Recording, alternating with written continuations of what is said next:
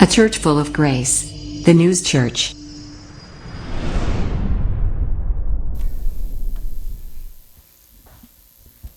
오랜만에 유아실에서 애기 소리가 나니까 이렇게 좋은지 저기 앉아서 계속 웃고 있었어요. 제가 지금 이곳저곳 여러 군데 교회 이제 사역들이 있어서 다니고 또 후배 목사님들의 교회들이 이제 설립이 되는 일들이 있어서 지난 주간은 뭐 어떻게 돌아갔는지 모르겠어요. 막 장례 치르는 일도 있었고 여러 가지 일들 가운데 이제 많은 교회들을 다녔는데 우리 교회처럼 아이들 목소리가 들리는 교회가 없더라고요. 그래서 우리 교회가 조금 막 시끄럽고 벅적거리고 아이들이 쿵쾅거린다고 하더라도 그게 얼마나 감사했는지 이번 주간에 아주 새삼 느꼈습니다. 그리고 몇 주 전에 아시다시피 우리 주홍재 집사님이 수고해 주셨는데 급하게 월요일날 차량 운행 좀 해주세요 하고 부탁을 하고 총회 이제 일을 보러 잠깐 올라갔다 왔습니다. 그 주간에 만났던 분이 그 다음 날 지난 금요일날 우리 교회에서 이제 만나기로 했었는데 그 다음 날 갑자기 문자가 하나가 딱 떴어요. 돌아가셨다고.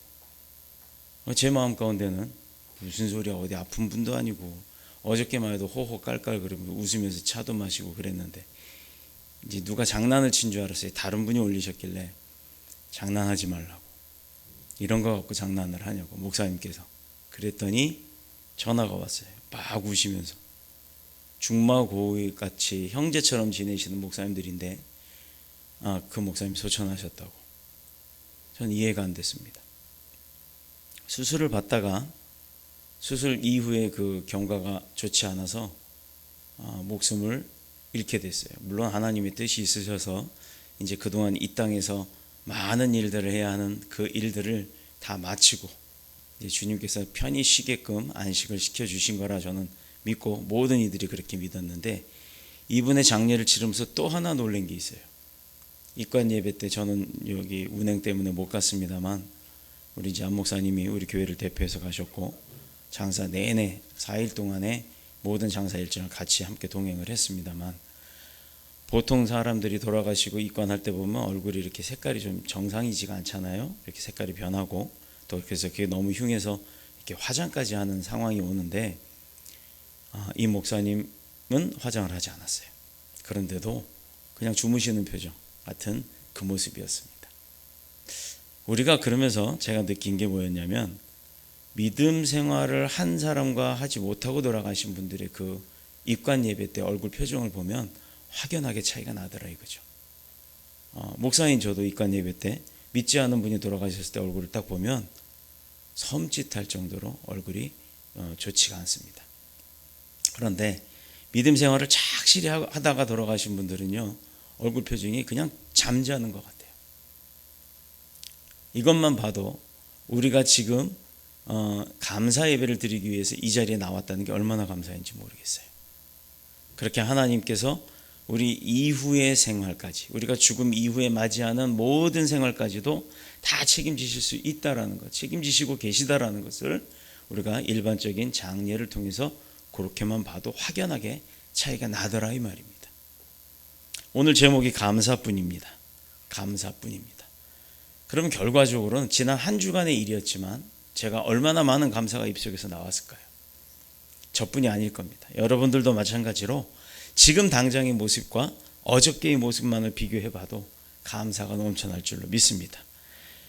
우리 대한민국의 한국 교회들은 매년 11월 셋째 주일이죠. 셋째 주일마다 추수감사절로 드려요.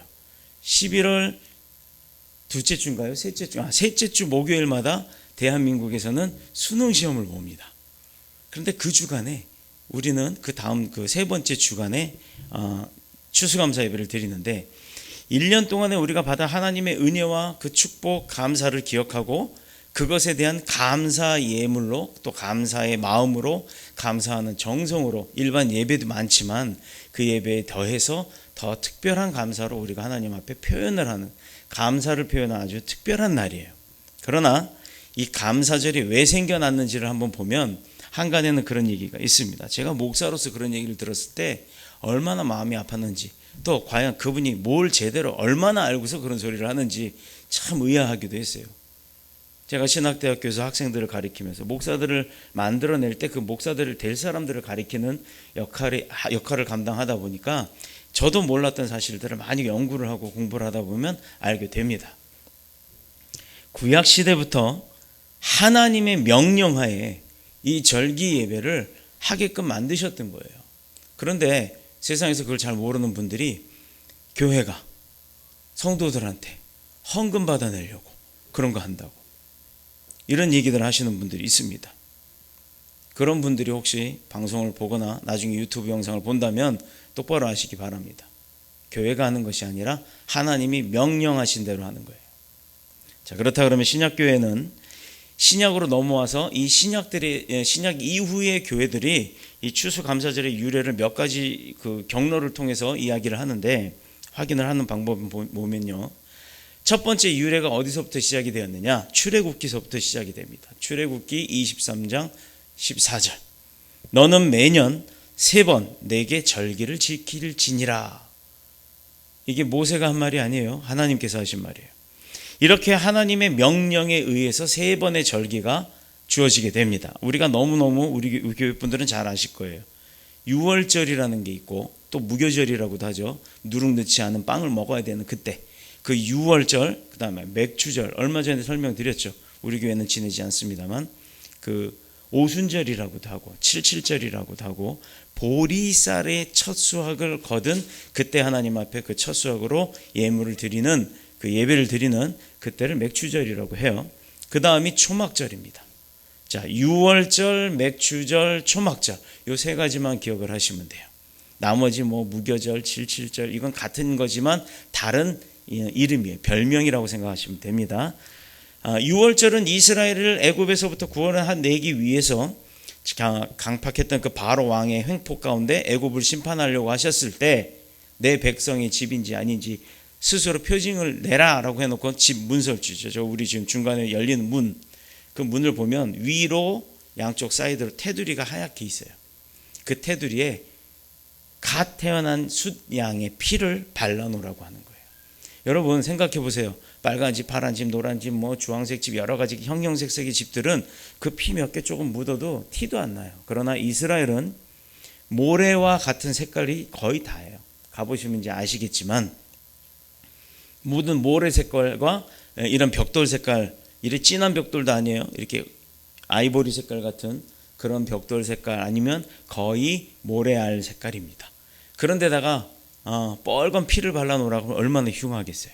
누가 하고 싶습니까? 안 하지요. 그러나 하나님의 명령을 듣고 흉해도 해야 한다라고 믿는 그 믿음의 백성이 바로 하나님의 백성이란 표징이었어요. 그걸 발라놓은 자를 하나님께서 처벌하지 않겠다 해서 그 재앙이, 그 집 많은 그 장자가 죽는 재앙에서 10번째 재앙이죠. 그 장자가 죽는 재앙에서 그 집만큼은 그 재앙이 넘어갔다 해서 6월입니다. 1월, 2월, 6월, 5월 할 때 그 6월이 아니고, 문설주에 양의 피를 바른 이스라엘 백성은 죽음의 재앙을 피했고, 그렇지 않은 사람들은 장자가 죽는, 첫 아들이 죽는 재앙을 면치 못했어요. 하나님께서 이 또 초막절은 하나님께서 이스라엘 백성을 출애굽시켜서 가나안 땅까지 이끌어 가시는 그 40년 동안에 뜨거울 때는 구름을 보내서 구름 기둥으로 구름 안에 그들을 머물게 해서 목마르지 않게 했고, 또 불기둥, 밤에는 춥죠. 사막 같은 아주 광활한 지역이니까 그때는 불기둥을 일으켜서 따뜻하게 지낼 수 있도록 지키셨어요. 또 바로가 쫓아올 때도 불기둥으로 그 군사를 막았습니다. 지금도 이스라엘 광야를 가보시면요, 버스 타고 6시간, 7시간을 가는 과정 중에 그게 다 광야예요. 고속도로 하나밖에 없어요. 거길 통과해서 쭉 아라바 광야까지 가려고, 또는 뭐 유대 광야를 가든, 뭐 유대 광야는 이스라엘 땅이니까 아라바나 뭐 와디럼이나 이런 데를 가려고 하면 그렇게 요르단 국경을 넘어서 요르단에서 고속도로를 타고 쭉 갑니다. 가난한 중동 국가 중에 제일 가난한 나라라 아무것도 없어요. 그런데 그 광야에 보면요, 지금도 이 바람 기둥이라 그러나요? 그 뭐죠? 이거 막 회오리 바람, 그런 기둥이 수십 개, 수백 개씩 막 일어납니다. 그런데 그때 당시에 구름 기둥과 불 기둥을 일으키셨던 하나님의 역사가 지금도 그 잔재가 남아 있어요. 마침내 가나안에 들어갈 수 있도록 도우시고 보호하셨던 것을 기념하는 것이 바로 초막절이에요. 초막절. 자, 이 초막절은 나중에 예수님의 고난 부활 사건을 기억하면서 지키는 절기로 연결이 됩니다. 자, 마지막으로 맥추절. 약속의 땅 가나안에서 이제 들어갔죠. 백성들이 이제 농사를 짓기 시작합니다. 첫 열매를 거둔 것을 감사하는 마음으로 하나님 앞에 드린 그때가 초막절이에요. 맥추절이에요. 이것은 신약 시대의 성령 강림절이 된 거예요. 그래서 오순절이라고도 표현을 합니다. 자, 이런 역사적 사실들을 보면 교회가 그런 절기들을 지켜 나가는 게 거짓일까요? 장난일까요? 아니면 뭐 헌금이 목적일까요? 그렇게 하시는 분들은 모르면서 얘기하는 거예요. 그냥 그걸 한마디로 말하면 척하는 겁니다. 알지 않으면 말하지 않는 게 좋아요. 단순한 기념이 아니라 하나님의 구속의 은혜에 대한 감사와 영광을 돌리며 그 사실을 다시 한번 기억하고자 하는데 그 목적이 있는 거지, 뭘 하기 위해서 하는 게 목적이 아니라는 겁니다. 두 번째 유래로 이 추수감사절은 개신교의 역사를 통해서 알 수가 있어요. 영국의 피해 여왕이라고 불렸던 사악한 여왕이 있었죠. 메리 여왕입니다. 그래서 우리가 강아지 이름을 질 때 메리 메리 그러는 것 같아요. 개신교를 탄압하는데 보통 탄압한 게 아니에요. 여러분 교회, 큰 교회 가면 오르간이 있어요. 왕 하는 파이프 오르간. 그게 그 개신교들을 모아놓고 목 단두대 있죠? 영화에서 보셨을 거예요. 이렇게 생긴 칼날, 기둥에 이렇게 밑에 목 딱 묶어놓고 위에서 칼날이 줄 딱 끊으면 툭 떨어지면서 목 자르는, 그거 할 때 그 군중들이 막 몰려 있습니다. 마녀 사냥할 때, 또 뭐 화형할 때, 십자가에 매달아놓고 화형식 하고 할 때 온통 군중들을 다 모아놓고 있죠. 그때 그 군중들 중에 슬퍼한 사람, 아이고 저건 좀 심하지 않나 이런 마음을 가질까봐 100% 다 그들이 동조하게끔 할 때 쓰였던 도구가 오르간이에요. 기독교인들을 죽일 때 썼던 악기가 오르간입니다. 그 웅장한 파이프 소리로 왕 하고 일어나면 사람들의 이 감정이 배움으로서부터 막 피어올라요. 그 동조하게끔 만들었던 때 썼던 살인 도구 중 하나가 오르간인데, 지금은 그 오르간이 큰 교회에서 자랑삼아 강대 뒤에 십자가도 치워놓고 강대 뒤에다 박아놓고 거기서 연주하고 앉았어요. 자, 이렇게 얘기하면 어떤 분이 그러죠. 어느 교단에서는 아직까지도 교회에서 주집사님이 할 일이 없어요. 드럼을 치면 난리가 납니다. 교회에서 어디서 저 그 사탄 찬양하는 그 여러분 이건가요? 이건가요? 하는 거 있잖아요. 손 표시. 이게 뭔지 아세요? 이거 사탄 찬양하는 징표예요. 이거 모르고 사진 찍을 때 확 이런 사람들이 있어요. 몰라서 그러는 거예요. 몰라서. 그 괜히 멋있어 보이는 줄 알고. 필리핀 가거나 캄보디아 가면 아이들한테 사진 찍자 그러면 이럽니다. 이거는 왜 그러냐면 사탄이 아니라 거기 중에 인기 연예인 하나가, 영웅 같은 연예인 하나 이러고 찍었더니 그 다음부터 애들이 다 이러는 거예요. 그거하고는 달리 이게 무슨 의미인지도 몰라요. 그렇게 하시는 분들이 간혹 있습니다. 오늘 방송 보시거나 예배 드리신 분은 앞으로 그러지 마세요. 런던 쪽에 있었던 사형장은 개신교 신도들의 처형장이었습니다. 지금도 그 광장이 영국에 가면 유적지로 있어요. 매일매일 그 옆에 흐르던 강에 피가 흘렀어요. 인육을 태우는 연기가 아주 마을 전체를 덮기도 했습니다. 5년간의 무서운 탄압 속에서 마침내 메리 여왕이 그냥 죽은 것도 아니고 급사를 맞아 죽습니다. 그때 숨어 있었던 엘리자벳이라고 하는 여왕이 나타나면서 1558년 드디어 처녀임에도 불구하고 왕위에 오르게 되었고, 이 엘리자벳 1세가 영국의 피해 종교 전쟁을 끝내고 종교를 통일시키고 국가와 질서의 안녕을 가져오게 했는데, 그게 기독교 국가가 된 거예요. 오히려 핍박을 하면 할수록 기독교는 죽지 않습니다. 북한에 얼마나 많은 지하교회가 있는지 여러분 아세요? 김정은은 몰라도 우리는 압니다. 하나님은 더 잘 아시겠죠. 없애면 없애려고 할수록 기독교는 더 끈질기게 잡초 같은 근성으로 살아난다는 것. 그럼 똑똑한 대통령이라면 없애려고 하지 말고 부흥시켜서 내 편이 되게끔 해야죠. 그게 다른 겁니다. 자, 그러나 그렇게 끈질기게 살아났던 청교도들이 정치적 사상에 의해서 밀려나기 시작했어요. 그래서 이들이 어디로 가요? 결국은 영국을 떠나게 됩니다. 여기서는 믿음 생활 제대로 할 수가 없어. 정치적으로 우리를 핍박해. 하니까 그들이 떠났는데, 자, 이들이 떠나서 도착해서 정착한 곳이 뭐냐, 어디냐면 화란이라고 하는 곳에 정착을 하게 됩니다. 신앙의 일치와 자유를 추구했지만 여기서도 신앙의 일치를 보기가 어려워요.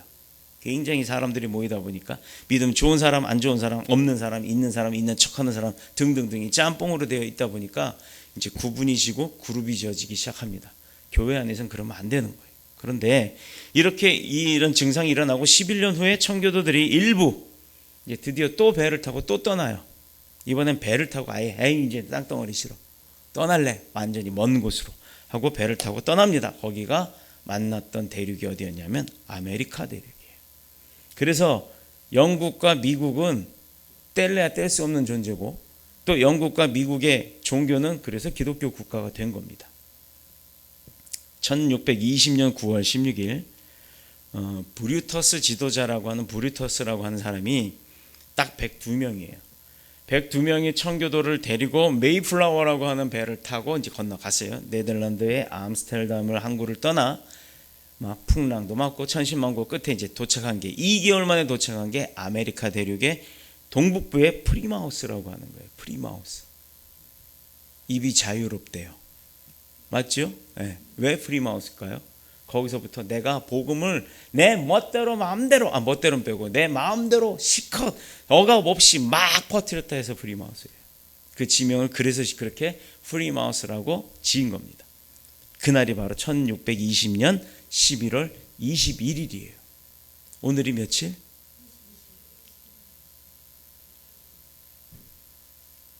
(1620년하고) 이제 2021년이에요. 엄청나죠? 이 역사가 있는 겁니다. 그러나 도착하자마자 날씨는 겨울이 되고 막 겨울이 시작돼서 얼마나 추워요. 배에서 내렸는데 한겨울이에요. 바닷가 여러분 오빠 나 잡아봐 하고 막 뛰잖아요. 근데 겨울에 가서 한번 영화 찍어보라 그래요. 덜덜덜덜 얼어 죽어요. 얼어 죽어. 얼마나 추운지. 그런데 이들이 떨어진 그곳이 바로 그 겨울의 프리마우스 지역입니다. 식량도 이제 바닥이 났죠. 2개월 동안 왔으니. 그러니까 그들의 생활이 비참할 정도가 아니라 거의 그지도 그런 상그지가 없겠죠. 힘들었을 겁니다. 혹한을 이기고 봄이 딱 시작되는 그 시기까지 무려 44명의 청교도들이 죽었어요. 반수가 약간 넘는. 그래서 이제 남은 사람은 102명에서 48명 빼면 58명이죠. 네. 이 58명만 남은 거죠. 얼마나 안타까워요. 반이 죽은 거예요. 반이. 기아와 영양실조로 대다수 폐결핵에 많이 걸리기 시작했고, 사람이 죽어도 그 지역에 원래 토착민이었던 인디안들이 공격해 올까 죽은 티를 못 내는 거예요. 사람을 장례를 치러야 되는데 공개적으로 할 수가 없는 거예요. 비공개적으로. 그 인디안들이 숫자가 우리가 더 많다라는 거 보여주고, 그 이후에 죽은 사람들은 거의 몰래 그렇게 장례를 치를 정도로. 그러면서도 통나무 잘라서 먼저 예배당을 지었다라는 겁니다. 이들이.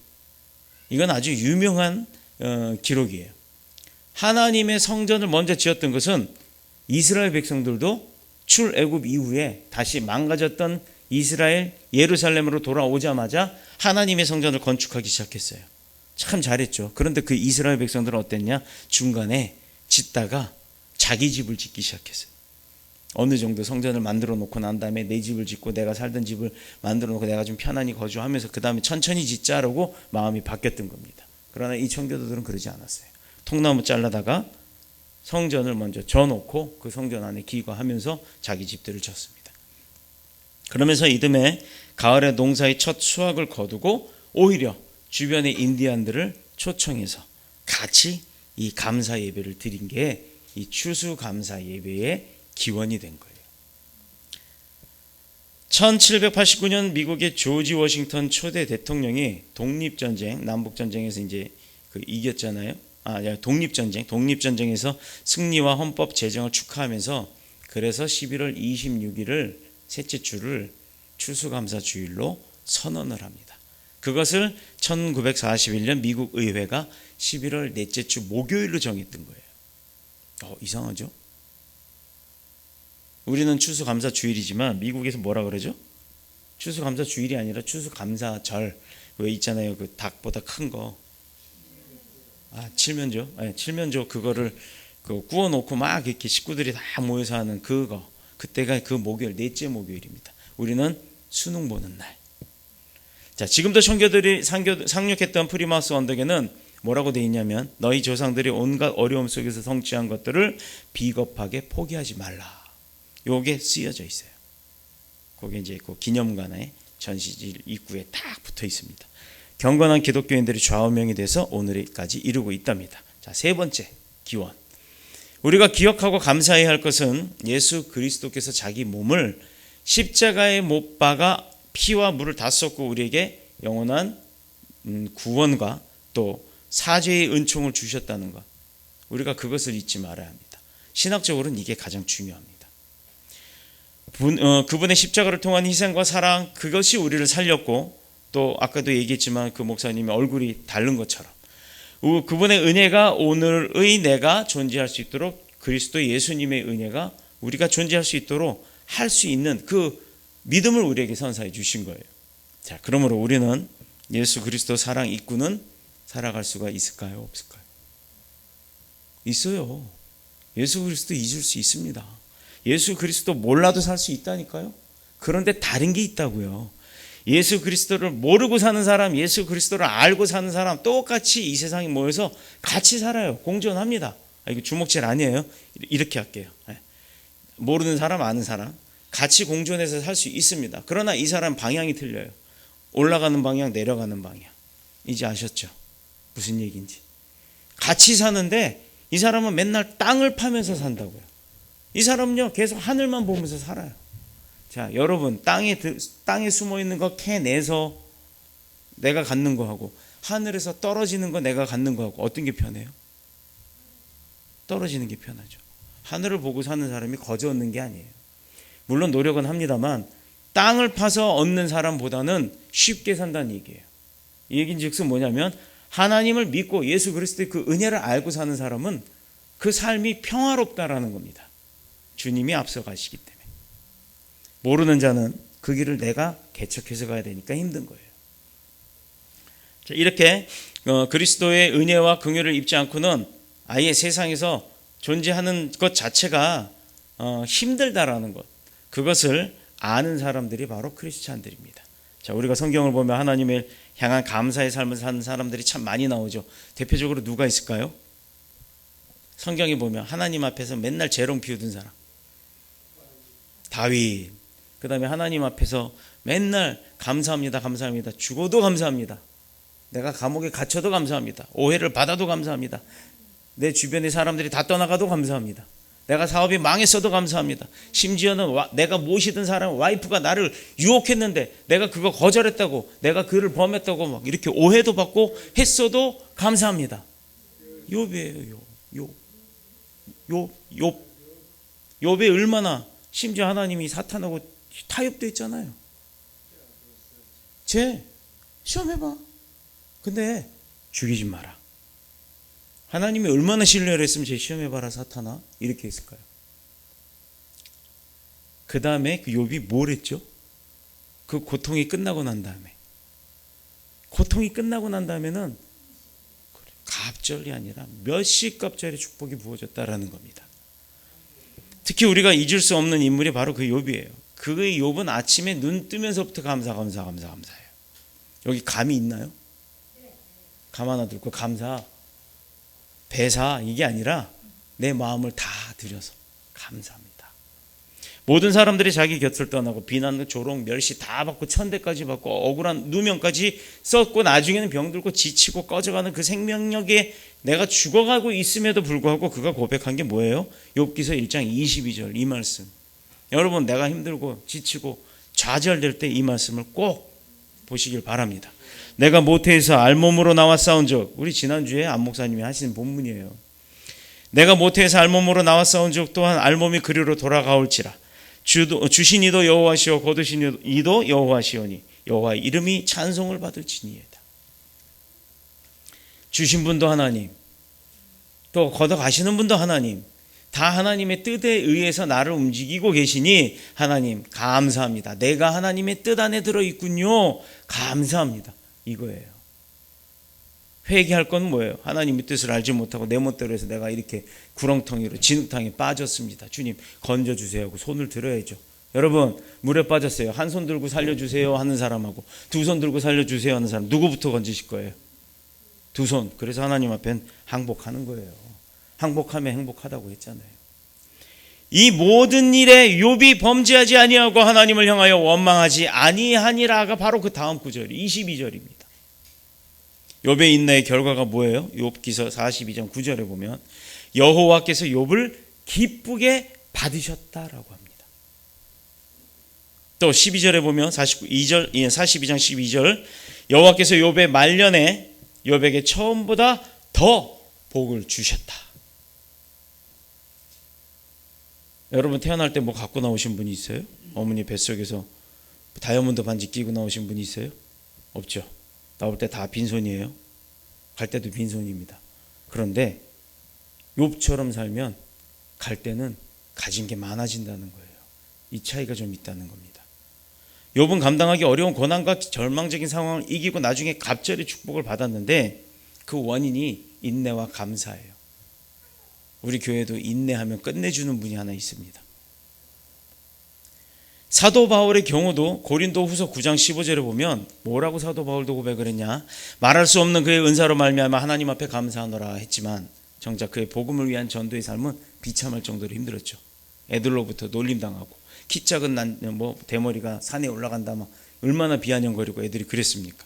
고린도 후서 11장 23절 또 27절 이렇게 보면 그 고난의 삶이 아주 생생하죠. 특히 28절 한번 보면 고린도전서에 보면 이 외의 일은 고사하고 아직도 날마다 내 속에서 눌리는 일이 있으니 곧 모든 교회를 위해서 염려하는 것이다. 사도 바울이 세웠던 많은 교회들 되게 많죠. 지금도 사도 바울이 선교 일정에 보면 터키, 그리스 이쪽으로 다 있잖아요. 거기 가면 지금도 그 교회들이 있습니다. 실존에 있어요. 그 교회들이 지금까지 있습니다. 물론 이제 카톨릭에서 성당으로 운영을 하고 있습니다만 그 교회들이 얼마나 세워놓고 떠나기만 하면 다음 교회를 위해서 사도 바울이 움직이기만 하면 버글버글 가갖고 또 칭찬하고 다루고 어르르 걸리고 땀 쥐고 뭐 때리지는 않았겠죠. 그렇게 해놓고 또 이쪽으로 가면 또 여기 버글버글 여기 해놓고 또 이쪽으로 가면 또 여기가 버글버글. 우리가 보이지 않으면 믿지 않는 것 때문에 그런 거예요.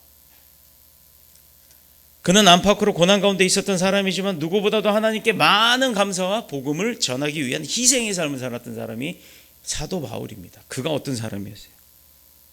아까 메리 여왕처럼 크리스찬들을 잡아서 죽였던 사람이에요. 하박국 선지자도 빈곤과 낙심 속에서도 진심으로 하나님의 은혜에 감사하는 사람이었습니다. 하박국서 4장밖에 안 되죠. 1, 2, 3, 4장. 네, 그것도 한번 쭉 읽어보세요.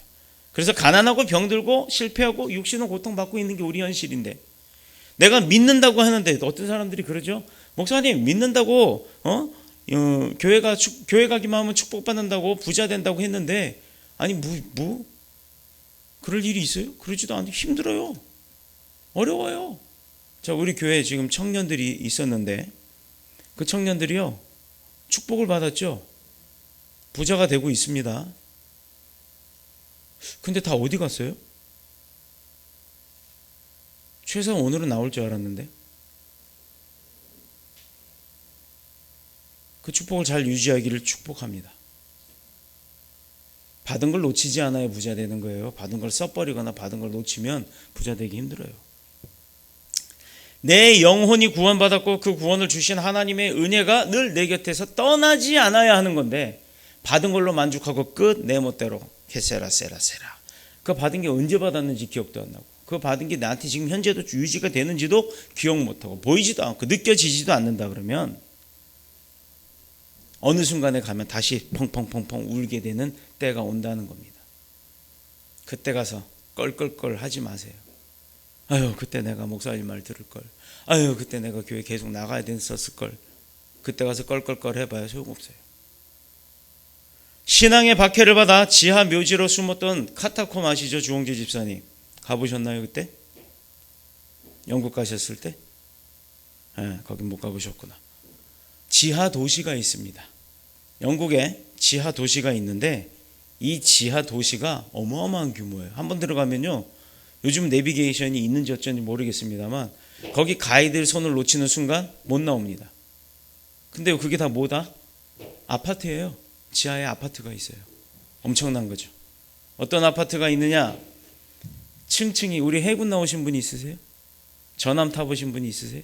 전함은요, 잠을 자는 수병들이 어디서 자냐면 침대에서 자는데 높이가 2m예요. 2m. 189인가 2m인가. 그 큰 층에 높이가 2m인데 5사람이 누워서 잡니다. 우리 뭐라고 얘기를 할까? 냉장고를 표현을 할까? 왜 우리 김치 냉장고 열어보면 통 하나씩 들어가잖아요. 그런 식으로 이렇게 탁탁탁 들어가게끔 돼 있어요. 한 사람 누워. 근데 일어나지를 못해요. 너 나와. 그러면 어떻게 하냐면 누운 채로 그 옆으로 이렇게 엉덩이 막 이렇게 해갖고 옆으로 나와서 밑으로 내려와야 합니다. 그렇게 돼 있어요. 카타콤도 그렇게 묘지가 되어 있습니다. 얼마나 많은 사람들이 핍박을 받아서 그 핍박을 피해서 그 지하로 들어가서 기독교 생활을 하다가 나오지도 못하고 그 안에서 죽은 거예요. 그 사람들은 계속 거기다 그렇게 매장을 해놓은 게 지금 그 카타콤은 공동묘지입니다. 도대체 무엇을 바라보고 그렇게 지하에 숨어서까지 살면서 감사와 찬양이 그들에게 넘쳤을까요? 무엇 때문에? 모르는 사람들 같으면 이건 미친 거 아니야? 라고 생각할 겁니다. 아, 까짓거 그거 뭐 안 믿는다고 하면 되지. 넓은 세상에 나와 살면 되지. 자, 근데 그렇게까지 하면서도 그 안에서 그 기독교 사상, 기독교를 버릴 수 없었던 건요, 구원의 감사를 알기 때문이에요. 감옥에 가보신 분들은 알 겁니다. 뭐 가신 분이 없으니까. 근데 아니, 감옥 말고 우리 병원을 한번 얘기해 볼까요? 병원에 이번에 코로나 걸려서 가보신 분들은 아실 거예요. 아니, 세상에 간호사 한 사람만 담당 간호사만 들랑거리고, 그것도 뭐 병균 옮을까봐 막 뒤집어 쓰고 막 씌우고 말소리도 잘 안 들린대요. 그런데 그런 사람이 왔다 갔다 하는데 만지고 나면 기분 나쁘게 그 사람 한번 탁 만지고 나서는 막 손을 닦는답니다. 그 비닐장갑 낀 채로도. 그러니 기분이 상당히 안 좋대요. 내가 무슨 뭐 전염병자. 근데 맞잖아요, 전염병자. 근데 그 사람이 나오고 싶어도 나와요? 못 나와요. 먹는 것도 내가 나도 이번에 콘프로스트 그런 게 먹고 싶어 좀 줘. 안 된다는 거예요. 그 사람들이 딱 주는 거 이외에는 자유라는 게 없어요. 자유를 가둔 거는 아니지만 갇혀 있는 거예요. 자, 그런 데서 살아본 사람은 이 바깥에 나오는 게 얼마나 행복하고 감사하겠어요. 내가 먹고 싶은 거, 그전에는 새우젓 들어갔다고 안 먹던 그 콩나물국밥, 그런 것도 먹고 싶고 별 생각들이 다 들 겁니다. 이게 바로 카타콤에서 그렇게 믿음의 생활을 했던 사람들이 하나님의 자녀가 됐다는 것, 그것 하나만으로도 감사했다라는 거예요. 그런 막강하신 분이 내 아버지라는 것. 찬양으로 그렇게 해서 하나님 앞에 영광을 돌렸던 겁니다. 허물과 죄로 죽어야 할, 또 영원한 지옥에 빠졌어야 할 나를, 내가 뭔데 대체 하나님이 나를 구원하셨을까?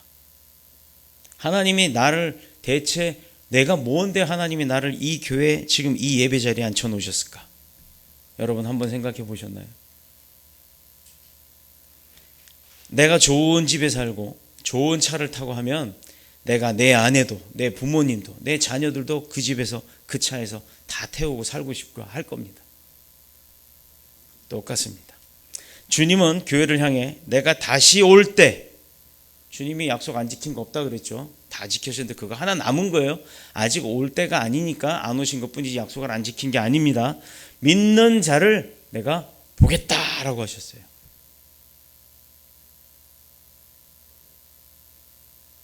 우리를 구원하시는 믿음의 힘, 주님이 다시 오시는 그날까지 우리 믿음이 변치 않도록 지켜주시는 힘이 무엇이냐? 주님을 향한 뜨거운 감사, 그게 내 가슴에서 나와야 하는 겁니다. 그것밖에 없어요.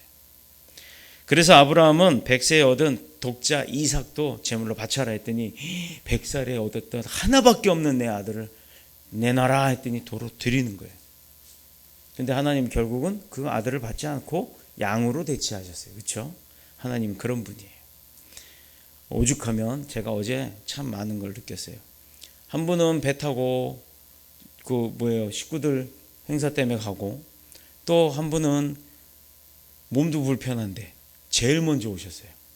한 가정은, 또 한 가정은 불이 나게 트럭 타고 털털털 대고 왔어요. 또 한 가정은요, 지금 보시면 여기 막 예쁘죠? 네. 이런 걸 막 준비해 갖고 오셨어요. 청소하느라 땀 뻘뻘 흘려 의자 나르고 어떻게 하면 좋을까, 이렇게 하면 좋을까, 저렇게 하면 좋을까 막 만집니다. 여러분들이 보고 계시는 게 다 여러분들 작품이에요. 보시기에도 예쁘죠? 그렇죠? 하나님이 보시기에는 어떨까요? 그런데 사실 힘들어요. 일주일 내내 사람 상대하고 일하고 만나고 얼마나 힘듭니까? 그런데 토요일 날 그것도 좀 쉬고 내일 가면 좋은데, 토요일 날 좀 쉬었으면 하는데 토요일 날 담임 목사라는 사람이 청소합시다. 아휴, 그거 코딱지만한 성장 그거 혼자 하시지. 그래도 돼요. 사실은 저 혼자 해도 됩니다. 그런데 저 혼자 하고서 저만 축복받으니까 너무 마음이 안 좋은 거예요. 그래서 축복 같이 받자고 했습니다. 그런데 다 달려오셨어요. 이게 감사함이 없으면 그게 안 되죠. 힘든데도 불구하고 하나님 중심의 신앙을 버리지 않고 하루 3번씩 일하고 했던 이것, 창문을 열고 예루살렘을 향해서 기도를 했습니다. 누가? 다니엘이. 사자굴 속에서도 기도했습니다. 어려운 환경과 조건 가운데도 늘 하나님을 향한 감사가 멈추지 않는 거예요. 즉 기도가 끊어지지 않았다는 겁니다. 자, 그런 사람에게 하나님은 어떻게 했다? 더 큰 은혜를 주셨다. 더 많은 복을 받을 기회를 주셨다. 이게 뭐예요? 하나님 열심히 했는데 복을 주시는 게 아니라 복 받을 기회를 주셨다. 이게 뭘까요? 복을 주시면 얼마나 좋아요. 그죠? 복 받을 기회를 주신 겁니다. 그 복은 내 스스로가 믿고 찾을 때 온다는 거예요. 가만히 입 벌리고 누워있으면 감나무 밑에서 누워있어 봐야 감 이마에 떨어지지 입에 떨어지지 않아요. 떨어지는 순간 등을 움직이든 엉덩이를 움직이든 꿈찔꿈찔해서 그게 입에 떨어지게끔 내가 움직여야 내 입으로 들어온다는 겁니다. 우리에게 필요한 것은요, 행위가 따르는 믿음이에요. 믿음만 있어서 되는 게 아니라 그 믿음 가운데서 내가 어떻게 감 떨어질 거다. 저건 조금 있으면 떨어져. 내가 먹을 거야. 내가 이미 이 땅 맡아 놓고 며칠째 누워 있었으니까 저 감은 내 거야 라고 해요. 당연히 그 사람 거로 인정합니다. 근데 떨어질 때 어떻게 한다고요? 조준이 잘못되거나 바람이 불고 나면 이마에 떨어진다니까요. 떨어지는 순간 내가 움직여서 내 입으로 맞춰야 그걸 내가 먹을 수 있다라는 거예요. 이거는 떨어질 거라는 믿음이 있지만 떨어질 때 내가 움직이지 않는 그 믿음의 행동이 없으면 내 거 될 수 없다라는 얘기예요. 바닥에 떨어지든 개미가 먹든 까치가 뜯어가든 바로 그런 내용입니다. 곧 감사가, 기쁨이, 은혜가 나의 삶을 통해서 드러나기 시작할 때, 그냥 내가 갖고 있는 게 아니라 내가 그렇게 감사, 기쁨, 은혜가 충만하다는 것이 드러나는 그 삶의 모습이 보여질 때 비로소 그게 참된 감사요, 우리에게는 기쁨이 되고 하나님에게는 은혜, 하나님이 주신 은혜 가운데 우리가 축복이 된다라는 겁니다. 혼자 갖고 있어봐야 소용없어요. 우리의 입술에서 나오는 감사는 입술의 감사가 아니라 행위의 감사, 의무적인 감사가 아니라 진실한 감사가 되어야 되는 겁니다. 그렇다고 남들하고 비교하는 감사해서는 안 돼요. 아까 얘기했죠? 그룹이 지어진다고. 바울은 빌립보서 4장 6절에 아무것도 염려 말고 다만 모든 일에 기도와 간구로 너희 구할 것을 감사함으로 하나님 앞에 아뢰라 라고 되어 있어요. 하나님 앞에 감사함이 아니라 그냥 졸라대는 징징대는 이런 걸로 하나님 앞에 주세요 네 주세요 네 이거 주실 때까지 한다고 그렇게 그럼 녹음기 틀어놓고 있죠. 녹음해서 요즘에 핸드폰 있잖아요. 녹음해놓고 딱 누르면 반복, 무한반복.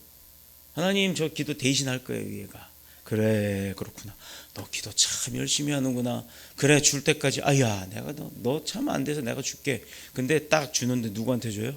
핸드폰 케이스를 입혀놓으시는 거예요. 핸드폰이 기도했으니까 핸드폰 주는 거예요. 이 얘기는 즉슨 뭐냐면 반복적으로 하더라도 내 마음과 진실함이 있는 내 행위에서 나와야지 그게 누구를 대타를 한다든 누가 대신한다더니 안 된다라는 겁니다. 바울의 빌립보서를 기록할 당시에 그는 감옥에 있었어요. 감옥에 있는 자가 언제 죽을지도 모르는데 왕의 명령에 의해서 너 내일 죽어. 야, 쟤 내일 처단해. 그럼 그 사람 내일 죽는 거예요.